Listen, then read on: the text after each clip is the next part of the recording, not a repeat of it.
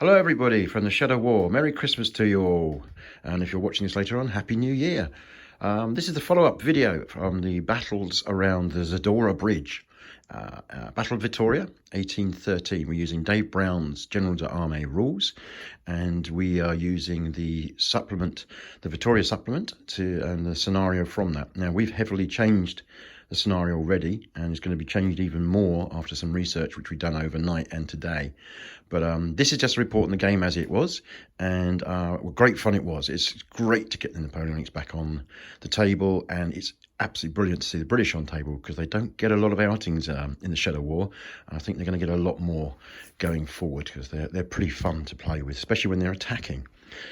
So what you can see at the moment is, you're looking at the view from the French side. You're looking at the three bridges. We have one here, we have here one at Gamora, Major, and then we have one up here in the north, which is at Durana. Now, Durana's been the focus of bitter fighting between two sets of Spanish. We have King Joseph Spanish, which are not doing very well and have been kicked out 3 times now, and we have our Longas, should we say, Patriots, who have successfully taken the village 3 times, and they're holding it at the moment. So it's going as per the battle, this one. Very interesting. What I should point out is different from the scenario book is that Durana is actually much further north, and in the scenario it's just a straight line river with the village being about here. In fact, it was much further north, and hence the fact that Longa attacked out on this flank rather than straight down the middle. Now you can see here Graham's 5th Division, which is now fully on table. We've got Spry's Portuguese Brigade, which is taking hits from bounce through. The artillery that's been firing up here, we use quite different bounce through rules now. We don't just say if you're within 10 centimeters of the rear unit, you can totally get bounce through.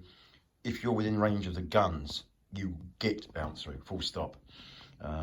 Cannonballs, if they can fire, so say for example 85 centimeters, any units along the path of the trajectory of the fire will get hit. Balls don't just stop rolling because they go through a unit. They'll keep rolling, in our opinion, and hurt people. Now, this is something that we basically learned while we were in Copenhagen.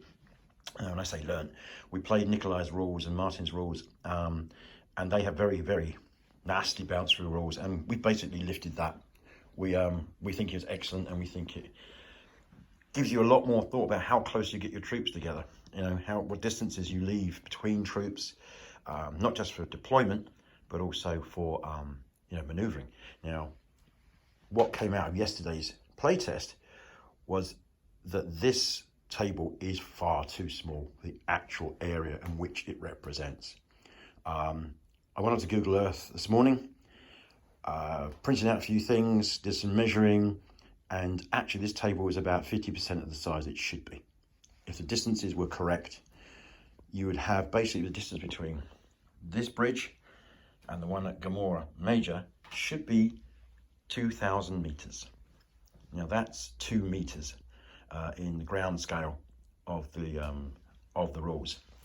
Similarly, the distance between Gamora Major and Durana in a straight line is 1,500 meters, according to Google Earth. So that should be 1.5 meters. So you can see that would have a huge impact on the game and the scenario if it actually was to scale as per the rules. The area of manoeuvre for Iain's British and Spanish and Portuguese would be double the size. They wouldn't be bunched together like this, so the bouncer effect would be less. So when we do refight this, it's going to be on the table double the size. I think it'll be a completely different game, as you'd expect, and I was really intrigued to see what it looks like. Now I can see what Dave's done. He's obviously done it so people can play on a 6x4, 6x5. He's simplified the scenario. It's absolutely fine. But as with everything that Iain and I do, we like to tweak, we like to do research, same as we did for Lutzen, which I think there's a couple of videos on the YouTube as well about the Lutzen game. We do a lot of digging around, printing out maps, measuring, looking on Google Earth. Google Earth is brilliant for giving you ideas of elevation, for example. you know, yes, the layout of course does change a bit, but it does give you a much better feeling of what's going on. Some other things we've noted is there are more streams running off the Zadorra than are in this scenario. These of course will impact manoeuvring. The other thing is that the Zadorra is quite wide. There's a wonderful local museum at Vitoria. I'll try and put it in the notes at the end. Please have a look, because you can do a virtual tour, and it has a couple of dioramas, and one of them is actually of one of the bridges, which is stone, not wooden like these, and quite big.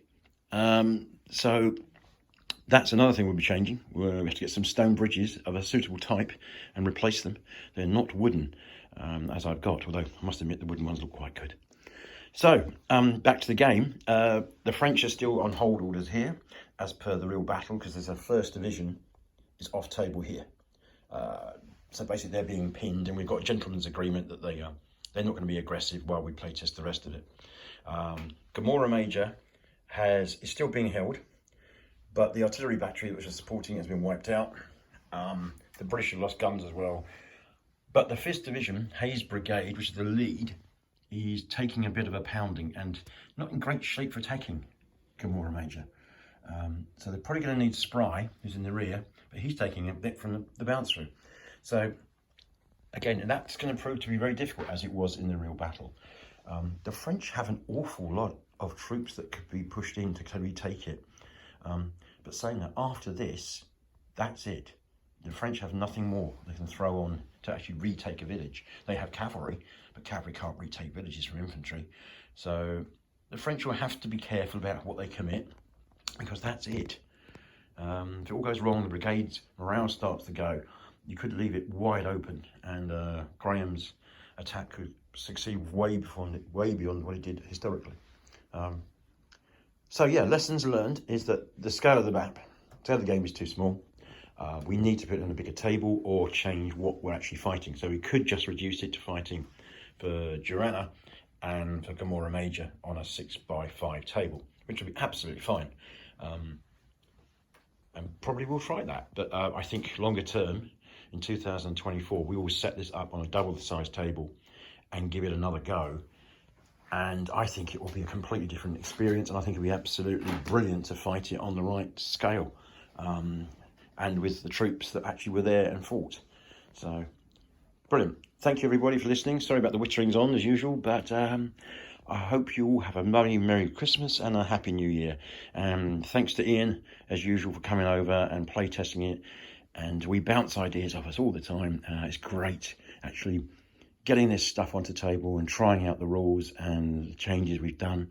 And it seems to work brilliantly at the moment. So, cheers everyone. Bye-bye.